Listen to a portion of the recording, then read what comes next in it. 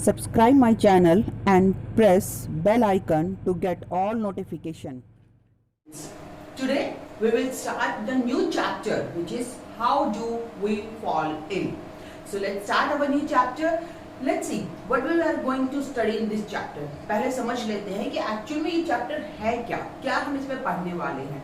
In this chapter we will discuss about the health, disease, different types of diseases, and the different examples of disease we also discuss, and how these diseases can be caused and how these diseases can be prevented. कैसे diseases होती हैं, कौन pathogen है जो disease को cause करते हैं, और कैसे हम उन डिजीज से बच सकते हैं, ये सब हम इस चैप्टर में पढ़ेंगे. It's a very interesting chapter. So let's start our chapter how do we fall ill.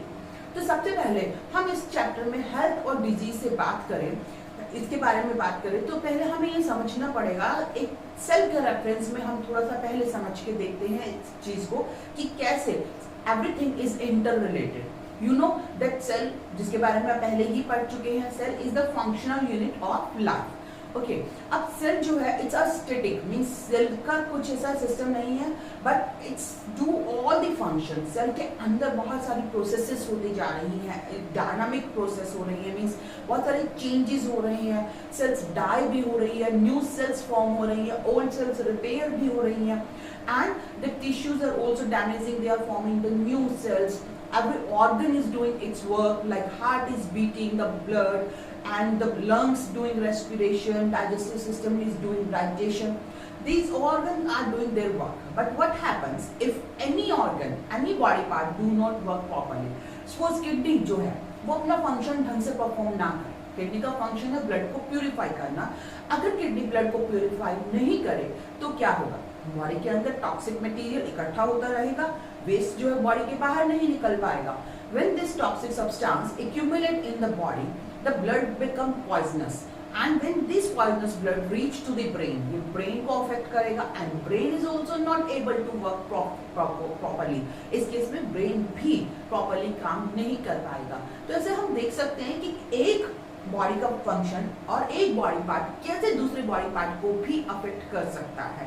In the same way, if we discuss about the health and the disease or being a disease free, that things are also interrelated.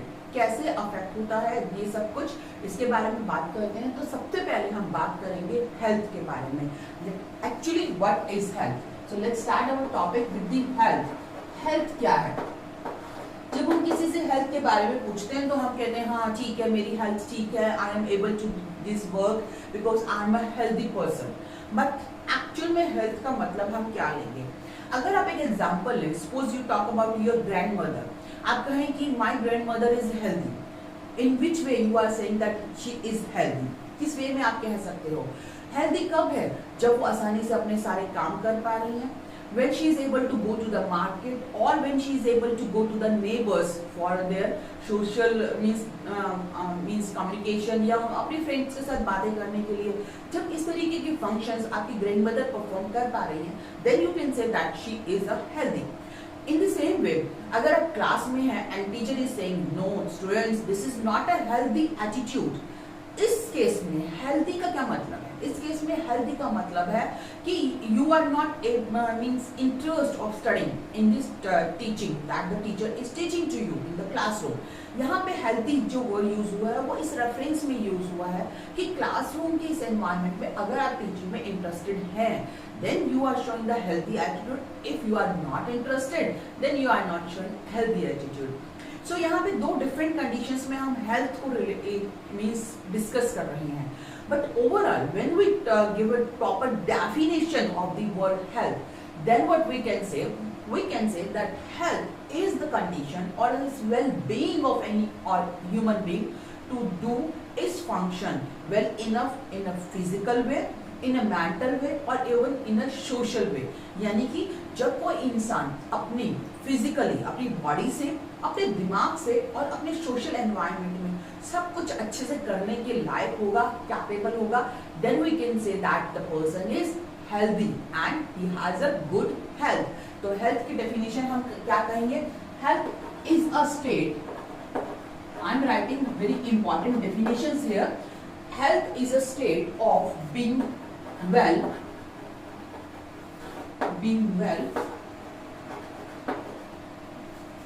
enough to function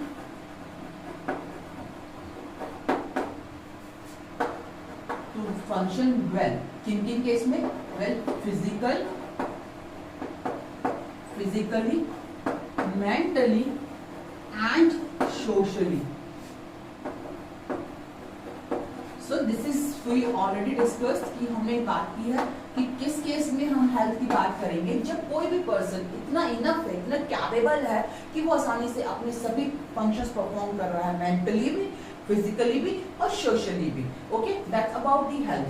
like अगर हम एक dancer की बात करें कि dancer जो है आसानी से अपने डांस पॉजेस क्रिएट परफॉर्म कर पा रहा है, अच्छे से डांस के पोज बना पा रहा है, then we can say that he is healthy और दिस पर्सन इज हेल्दी. क्योंकि जो फिजिकल वर्क है, उसका फिजिकल वर्क क्या है? डांस करना. अगर वो यही ढंग से नहीं कर पाएगा तो हम कैसे कह सकते हैं कि person is healthy? So in this way we can say that health is a state of being well enough to function well physically, mentally and socially. So this is about the health. अब हम health की जब हम बात कर रहे हैं तो here let's discuss what are the conditions necessary to being healthy. क्या कंडीशंस है जिनके थ्रू हम कह सकते हैं कि हम हेल्दी हो सकते हैं, और हेल्दी होने के लिए जिन कंडीशंस की रिक्वायरमेंट है. So the conditions necessary to be healthy. अब हेल्थ समझ में तो आ गया होगा कि हेल्थ बहुत इंपॉर्टेंट इशू है, ऐसा नहीं एक छोटी सी चीज है, it's very important. So there should be some proper conditions to be healthy. वो कंडीशंस क्या होंगी? The first condition is the good physical and social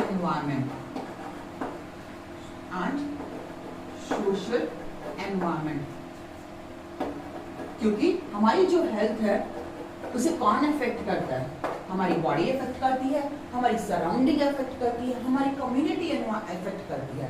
अगर आपके आसपास गंदगी है, सपोज आप जिस एरिया में रह रहे हैं वहां पे अगर कोई सफाई नहीं हो रही, गार्बेज इकट्ठा होता जा रहा है, प्रॉपर ड्रेनेज सिस्टम नहीं है, वेस्ट का डिस्पोजल नहीं हो रहा, सो क्या उस एनवायरमेंट में रहते हुए आप अपने आप को हेल्दी फील कर सकते हैं?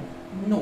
That's why we are saying that health, to be a healthy person there should be a proper environment, a good environment, a clean environment. वहाँ पे एक environment होना बहुत जरूरी है. And this environment could be the physical environment यानी कि आपकी personal hygiene, आपका आसपास का nature, and the social environment means आपकी सबके साथ बहुत अच्छे से understanding हो, आपके आसपास का environment बिल्कुल clean हो, pure हो, कोई waste ना हो. So in this way we can say that the physical and the social environment is also required there.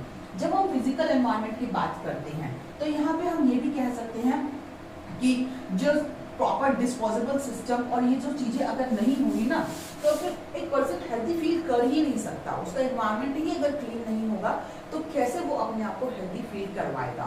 So for the physical and social environment we can say that the clean surrounding should be there. Clean surrounding होनी चाहिए, surrounding should be clean, waste disposable proper होना चाहिए,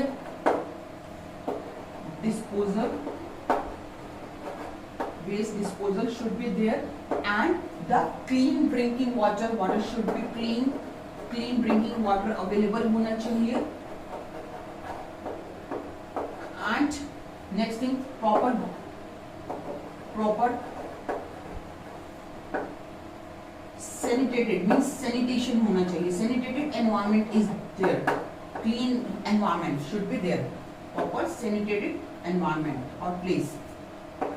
जिस environment में हम रह रहे हैं ना, जिस जगह पे हम रह रहे हैं वहाँ पे क्या क्या चीजें अगर होंगी तो हम कह सकते हैं that physical and social environment is clean surrounding होनी चाहिए, हमारे आसपास का एनवायरनमेंट बिल्कुल क्लीन हो, वेस्ट डिस्पोजेबल की फैसिलिटी वहाँ पे हो, जो म्यूनिसिपैलिटी के लोग हैं वो आए और वो आपके घर से कचरा इकट्ठा करके लेके जाए and then they dispose it at proper place. That should be there. Clean drinking water should be available there and proper sanitation होना चाहिए, सैनिटेटेड प्लेस होना चाहिए, अच्छे से साफ सुथरा प्लेस होना चाहिए. This is the first condition that is required. Good physical and social environment should be there. And second, good economic condition should be there. Economic condition. अब इकोनॉमिक कंडीशन से क्या मतलब है? Economic means it's related with the money और the means कैसे आप एक means financially how you can be a healthy. Economic condition should be there proper. इस केस में हम कह सकते हैं that person should have a proper job, एक गुड जॉब अपॉर्चुनिटी होनी चाहिए so that he or she can earn money to buy a nutritious food or a healthy food. अगर एक पर्सन के पास एक प्रॉपर जॉब नहीं है, उसके पास मनी नहीं है, he cannot afford a healthy food. So can he be able healthy? क्या वो हेल्दी रह सकता है? No, it's not possible. एक पर्सन जिसके पास एक बहुत अच्छी जॉब है, उसे बहुत अच्छा खाना मिल रहा है, उस केस में हम कह सकते हैं कि उसमें हेल्थ रिलेटेड जो प्रॉब्लम्स है वो बहुत कम मिलेगी। वो हेल्दी, उस पर्सन के हेल्दी होने के चांसेस बहुत हैं। दो चीजें हमने यहाँ पे देखी हैं बीइंग अनहेल्दी।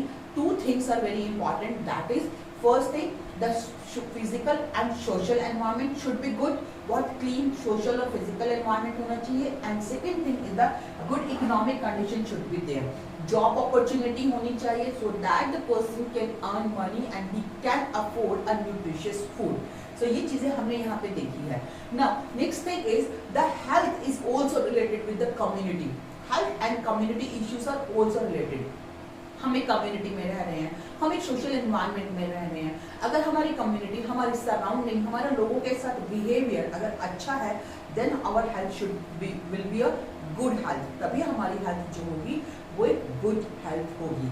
सो यहाँ पे हमने कुछ इंपॉर्टेंट चीजें डिस्कस की हैं related with the health. Now we are coming to a very interesting topic. अब हम बात करेंगे डिजीज के बारे में। हेल्थी होना और डिजीज फ्री होना, क्या ये दोनों चीजें सेम हैं? अगर कोई आपसे कहे कि आपको कोई डिजीज नहीं है तो क्या आप ये कह सकते हो कि आप हेल्दी हैं? No, this is not the right way. Being unhealthy and being a disease free, both things are different, both are not related with each other, they are different concept. तो अभी हम बात करते हैं इसी के बारे में that being healthy और being a disease free is the same thing. Disease, पहले disease का मतलब समझते हैं। Disease, ये जो word है ना, DISEAS, this is the disease. इस word के अंदर ही इस word का meaning है। Disease means disturbed ease, disturbed ease यानी कि आपका जो आराम है, आपका जो कंफर्ट है वो डिस्टर्ब हो रहा है। That's why we are saying that it's a disturbed ease. If you are not able to do any work comfortably, then we can say that you have a disease. You are not a healthy person. So let's talk about these main differences being healthy and being disease free. जब हम कहते हैं कि हम healthy हैं, आप healthy हैं, आप कब कह सकते हैं this is the state of being well enough to function well physically, mentally and socially. जब आप फिजिकल फंक्शन, मेंटल फंक्शन और social function, when you are able to do all this work in very well enough, then you can say that you are healthy, आप healthy हो। But when you say that you are disease free means it's a state when you can say that you don't have any disease, के अंदर आपके अंदर कोई disease नहीं है। Okay, इस चीज को हम ऐसे रिलेट कर सकते हैं like the same example, if any dancer is able to do his work properly, बहुत आसानी से अपने जो डांस पोस्चर्स हैं, स्ट्रेचिंग है, सब आसानी से कर सकता है, तो हम कह सकते हैं that dancer is a healthy person, वो हेल्दी है। बट व्हाट हैपेंस अगर डांसर के अंदर किसी भी डिजीज का कोई सिम्टम नहीं है, ठीक है, कोई डिजीज का तो कोई सिम्टम नहीं है कि वो डॉक्टर को दिखाया, डॉक्टर का ये डिजीज है, कोई सिम्टम नहीं है, कोई उसे प्रॉब्लम नहीं है, but he is not able to stretch his body properly, not able to make a dance poses, so can you say that he is healthy? No, we can't say. In the same way अगर musician है, उसके अंदर कोई disease नहीं है, but he is not able to take a deep breathing, यानी कि अपनी एक डीप ब्रीदिंग लेके वो एक अच्छे से अपने नोट्स नहीं लगा पा रहा, म्यूजिकल नोट्स नहीं लगा पा रहा, तो हम कहेंगे क्या म्यूजिशियन हेल्दी है? नो। इस केस में क्या कंडीशन है? पर्सन इज हेल्दी, मतलब पर्सन को डिजीज नहीं है, he is disease free, but he has poor health, health भी तो अच्छी नहीं है, डिजीज प्रेजेंट नहीं है, बट ऐसा नहीं है कि वो हेल्दी है। Disease is not present, but health is also not good in these two examples. So that's in this way you can understand these two conditions. Being healthy or being disease free, it's not the same thing. ये same thing नहीं होती. Now we come to the next point, that is it refers to the individual physical, social and environment. ठीक है, ये एक person को के individual physical, environment, social और उसके बारे में हमें बताता है. बट यहाँ पे क्या है, being a disease free is the condition which is related with the only the individual. यहाँ पे कोई सोशल एनवायरमेंट नहीं है कि बाहर के लोगों के साथ उसका कैसा बिहेवियर है, ये चीज यहाँ पे नहीं आती. It just refers only to the individual, एक पर्सन से ही रिलेटेड होगा जिसके बारे में बात हो रही है. Next thing, in individual has a good health. Being healthy, जब हेल्दी है means it has a good health. But अगर हम कहें कि he is a disease free, उस केस में हेल्थ गुड हो भी सकती है और हेल्थ पुअर हो भी सकती है. लाइक सेम अगर हम म्यूजिशियन वाला एग्जांपल देखें, म्यूजिशियन को कोई डिजीज नहीं है, जो हमने अभी एग्जांपल डिस्कस किया था, ही वाज डिजीज फ्री, वो डिजीज फ्री है, but health is a poor health because he is not able to take a deep notes of their music. Music के अच्छे से नोट्स नहीं लगा पा रहा, तो उसकी हेल्थ जो क्या है, पुअर हेल्थ है. So in this way we can say that being healthy and being disease free it's not the same thing. दोनों चीजें सेम नहीं होती. हम बात करते हैं डिजीज और इसके कॉजेज के बारे में. जैसे कि पिछले टिश्यू चैप्टर में आपने देखा, they are the different types of the tissues. बहुत टिश्यूज प्रेजेंट हैं and these tissues are making an organ. Organs are making an organ system. That thing you know very well. मुझे पता है आपको अच्छे से ये चीजें तो समझ में आ चुकी हैं. ओके, अब क्या होता है कि जब भी कोई भी एक बॉडी पार्ट एक अच्छे से काम नहीं कर पा रहा, then we can say that this person is infected. Suppose the stomach is not able to digest the food and the person get loose motion, then we can say that there should be a disease. कोई ना कोई disease हो सकती है and the symptom of this disease is that इसमें loose motions है, means the body part is not working properly.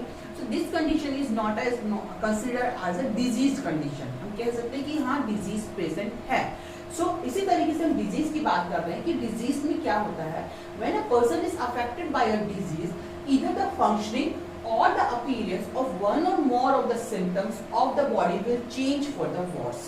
कि जब भी कोई पर्सन किसी भी डिजीज से अफेक्टेड होगा, उस केस में उसके बॉडी में किसी भी बॉडी पार्ट के सिम्टम्स या अपीयरेंस चेंज हो जाती हैं. कुछ ना कुछ चेंजेस देखने को मिलेंगे. लाइक स्टमक के केसेस में हम कह रहे हैं स्टमक बॉडी फंक्शंस परफॉर्म नहीं कर रहा, तो सिम्टम्स आ रहे हैं लूज मोशन के, या फिर पेन भी हो सकता है. Same similarly in the case of headache also. अगर कुछ ब्रेन रिलेटेड या हेड रिलेटेड प्रॉब्लम है तो हेडेक होगा. You can relate this symptoms with any disease, but for this confirmation कि डिजीज है, these signs or symptoms are used by the physician to take a particular test. ऐसा नहीं है कि headache हुआ तो आपने सीधा कंसिडर कर लिया कि यहाँ पे तो बहुत सीवियर कोई बीमारी है, लाइक मैनिंजाइटिस है, ब्रेन रिलेटेड प्रॉब्लम है. ऐसा नहीं होता. कोई भी सिम्टम्स, कोई भी चेंजेस जो बॉडी के अंदर दिखाई देते हैं, उस चीज से ये आइडिया लगाया जा सकता है कि पर्सन के अंदर कोई डिजीज है. But confirmation should be there. Confirmation होनी बहुत जरूरी है. And on the basis of these symptoms और दीज साइंस, जो भी चेंजेस आ रहे हैं, वो चेंजेस किसी ना किसी सिम्टम या साइन की तरफ हमें इंडिकेट साइन शो करेंगे. चेंजेस है मीन सिम्टम्स है, कोई ना कोई साइन है, एंड द फिजिशियन और the doctor will tell you to do the proper test. आप डॉक्टर के पास जाते हैं, आप डॉक्टर को ये बताते हैं कि मुझे पेट में दर्द है, मुझे सिर में दर्द है, या मुझे फीवर फील हो रहा है. So these are the symptoms. ये सिम्टम्स हैं, ये साइन है आपके डिजीज के, जो बता रहे हैं कि that there is something wrong with your body. Some body parts is not working properly, and on the basis of these symptoms the doctor will tell you to do the particular test. Doctor आपको कहेगा कि आपको blood test की जरूरत है, या आपको x ray की जरूरत है, या आपको यूरिन टेस्ट की जरूरत है, ताकि वो कंफर्मेशन कर सके कि there is a disease also. So this is about the disease and its causes. अब डिजीज के बारे में जनरल हमने बात किया. Now let's discuss the types of disease. अब डिजीज भी ऐसा नहीं है कि एक ही सब डिजीज सेम तरीके की होती हैं. जब हम टाइप्स की बात करते हैं डिजीज की, they are the two types of disease. दो तरीके की डिजीज है. The first is acute disease and second word is chronic disease. Acute disease and chronic disease. Acute diseases, these diseases appear suddenly appear होती हैं and they live for a short time. ऐसे disease जो एकदम से आएगी, थोड़े time के लिए आपकी बॉडी में रहेगी, and they it will not affect your body later on. These disease are known as acute disease. Example बहुत कॉमन सा है, दैट इज द कोल्ड. सर्दी हुई, खांसी जुकाम हुआ आपको, ठीक है, अचानक से खांसी जुकाम हो गया. खांसी जुकाम हुआ 2 दिन, 4 दिन, 5 दिन, मैक्सिमम 7 और 10 days. After that you will be fine. आप आराम से ठीक हो जाएंगे. You will go to your school regularly. आप आसानी से अपने सारे काम कर सकते हैं. क्या आपको उसके बाद कुछ टायर्डनेस फील होगी? सर्दी जुकाम के बाद, कफ एंड कोल्ड के बाद क्या आपको कुछ वीकनेस फील होगी? क्या आपको ऐसा लगा कि इस बीमारी की वजह से, कफ एंड कोल्ड की वजह से आपका वेट लूज हुआ है? नहीं, ऐसा कुछ भी नहीं हो रहा, क्योंकि ये जो डिजीज होती है एक्यूट डिजीजेस, ये सडनली आती हैं, they appear suddenly and they live for a short time. ये short time के लिए होती हैं, कुछ टाइम के लिए रहेंगी, and they will not affect the body. ये बॉडी पे कोई अफेक्ट नहीं डाल रही हैं, जो कि आपको इन फ्यूचर फील हो. This type of disease are known as acute disease. एक एग्जांपल मैंने आपको बताया है cough and cold. Think about some another examples for this acute disease also. Okay, कुछ और एग्जांपल भी सोचिएगा and you will write these also. Now next is the chronic disease. Chronic diseases are the diseases which comes very slowly. धीरे धीरे disease develop होती है and they live for a long time. बहुत लंबे time तक, और even we can say live throughout the life, पूरी life तक भी प्रेजेंट हो सकती है एक इंसान के अंदर. And these diseases affect the body in such a way that what person will feel tiredness, weight lose, इस तरीके के effects भी फील होते हैं. एग्जाम्पल अगर हम देखें इस तरीके की डिजीज का, ट्यूबरक्लोसिस. सपोज किसी इंसान को ट्यूबरक्लोसिस हुआ. Tuberculosis is the respiratory disease जिसमें बहुत खांसी आती है, फीवर है, कंटिन्यूस कफिंग हो रही है. तो ये डिजीज ऐसी डिजीज है जो बहुत लंबे टाइम तक रहेगी, बहुत लॉन्ग टाइम तक रहती है. And this disease will affect the body in such a way that person is not able to work properly later on also. ठीक होने के बाद भी कुछ महीनों तक, कुछ टाइम तक पर्सन को टायर्डनेस फील होगी, वेट लूज होगा. तो अफेक्ट्स जो होंगे वो उस डिजीज के बाद में भी प्रेजेंट रहते हैं. तो these type of disease are known as chronic disease which affects the body where for long time, बहुत लंबे टाइम तक रहेंगे. स्लोली अपीयर होती हैं, धीरे धीरे आएंगी, and they live for a long time तक रहेंगी. These diseases are known as chronic diseases. Like example of chronic disease, you can include elephantiasis. Elephantiasis एक ऐसी डिजीज है जिसमें एक वर्म जो है बॉडी के अंदर एंटर करता है और उसमें पाँव जो है ना वो फूल के बहुत बड़ा हो जाता है, बहुत मोटा हो जाता है, लाइक एलिफेंट फिट. इसलिए इसे एलिफेंटियासिस कहते हैं. ये डिजीज अगर एक बार हो जाती है तो ये पूरी लाइफ रहती है. So this is about the two types of diseases, acute and chronic disease. Acute disease appear suddenly and they live for the short time, whereas chronic disease appear slowly and they live for a long time. जब हम causes of disease की बात कर रहे हैं कि क्या क्या रीजन है जो एक डिजीज कॉज कर सकते हैं. सपोज एक एग्जांपल दिया है आपकी एनसीईआरटी बुक में. एक बच्चा है, उसे कोई डिजीज हुई, बाकी बच्चे भी हैं उसके पास, उसी एरिया में रह रहे हैं, बट उन्हें डिजीज नहीं हुई. तो यहाँ पे क्या रीजन हो सकता है that this child got this disease. So यहाँ पे एक लिस्ट बनाई गई है कॉजेज ऑफ डिजीज की, जिसकी बेसिस पे आप आसानी से समझ सकते हैं कि कोई भी डिजीज क्यों होती है. First is the pathogen. Disease can be caused by any pathogen. Pathogen क्या होता है? Any disease causing micro organism और disease causing organism is called pathogen. जो भी ऑर्गेनिज्म डिजीज कॉज करता है, डिजीज पैदा करता है, उसे हम पैथोजन बोलते हैं. पैथोजन क्या हो सकता है? कोई बैक्टीरिया हो सकता है, कोई फंजाई हो सकती है, कोई वर्म हो सकते हैं, कोई वायरस हो सकता है. So these are the pathogens which can cause disease. तो डिजीज किसी पैथोजन की वजह से हो सकती है. हो सकता है उस बच्चे में किसी पैथोजन ने इंफेक्शन क्रिएट किया हो जिसकी वजह से उसे डिजीज हो गई. Second reason poor health and undernourishment. Second reason of the disease is that उस बच्चे की पहले से ही हेल्थ कमजोर थी, पुअर नरिशमेंट था, यानी कि उसे अच्छे से खाना नहीं मिल रहा था. He was not taking a balanced diet, proper nourishment available नहीं था. नेक्स्ट रीजन इज हेरिडिटरी और जेनेटिक डिसऑर्डर. हेरिडिटरी का क्या मतलब होता है? This is a disease which are transferred from the parents. एक जनरेशन के अंदर जो डिजीज प्रेजेंट होती है, लाइक कोई डिजीज जो उसके ग्रैंड पेरेंट्स को थी, वहां से वो डिजीज उसके पेरेंट्स को मिल रही है, और फिर पेरेंट्स से अगर वो डिजीज उस बच्चे को मिल रही है, तो that could be a reason कि डिजीज जो है वो हेरिडिटरी भी हो सकती है और जेनेटिक भी हो सकती है, जो कि generation after generation human being के अंदर ट्रांसफर होती रहती है. तो this is also could be a reason of a disease. Next is lack of proper treatment. Lack of proper treatment का मतलब क्या है कि डिजीज को प्रिवेंट करने के लिए जो ट्रीटमेंट होना चाहिए था वो नहीं लिया गया, उस केस में भी डिजीज हो सकती है। Like immunisation. इम्यूनाइजेशन क्या होता है, जिसमें लाइक आपने पोलियो ड्रॉप्स के बारे में पढ़ा है, वैक्सीनेशन आपने पढ़ा है, या आपने देखा है कि छोटी उम्र में जब बच्चे को इंजेक्शन लगाया जाता है, क्यों लगाया जाता है, ताकि फ्यूचर में उसे वो डिजीज ना हो। इस ट्रीटमेंट को हम बोलते हैं इम्यूनाइजेशन। अगर प्रॉपर इम्यूनाइजेशन नहीं हुआ है then also the child can be disease, तो वहाँ पे भी डिजीज हो सकती है, ये भी एक रीजन हो सकता है।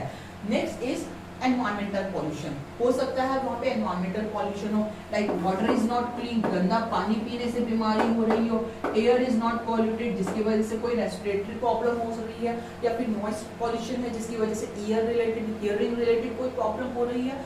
तो ये कुछ रीजन हो सकते हैं, these are the some causes which can cause disease in any person or any human being।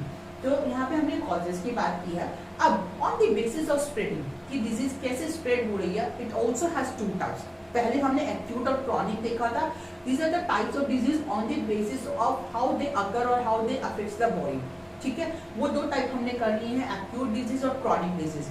अब एक और तरीके से हम डिजीज को क्लासिफाई कर रहे हैं टू पार्ट्स में, that is infectious disease and non-infectious diseases. Infectious disease, these are the diseases which are caused by any infection from pathogen. जो डिजीज किसी पैथोजन के इन्फेक्शन की वजह से होती है, these diseases are known as infectious disease. Pathogen का मतलब तो समझ में आ गया होगा, जो भी ऑर्गेनिज्म डिजीज कॉजिंग होगा that is known as pathogen. तो जो पैथोजन की वजह से हो रही है, bacteria, fungi, virus, worms, these diseases are infectious disease. And these diseases can be communicated from an infected person to healthy person. अगर पैथोजन ने एक पर्सन को बीमार किया है तो वो पर्सन किसी दूसरे हेल्दी पर्सन को भी बीमार कर सकता है इस तरीके की डिजीज के अंदर, that is infectious disease. Example the same, the common cold, खांसी जुकाम। एक इंसान को खांसी जुकाम हुआ वायरस की वजह से, आपको पता है that common cold is caused by virus, ये वायरस की वजह से होने वाली डिजीज होती है। वायरस ने इन्फेक्शन क्रिएट किया, एक पर्सन को कोल्ड हुआ, वो पर्सन अपने साथ रहने वाले, अपने कांटेक्ट में आने वाले हेल्दी पर्सन को भी इन्फेक्ट कर सकता है। So these type of disease are known as infectious disease in which they are separated by the infected agents and they can be means and healthy person can be got this disease from an infected person. Second type of disease is non-infectious disease.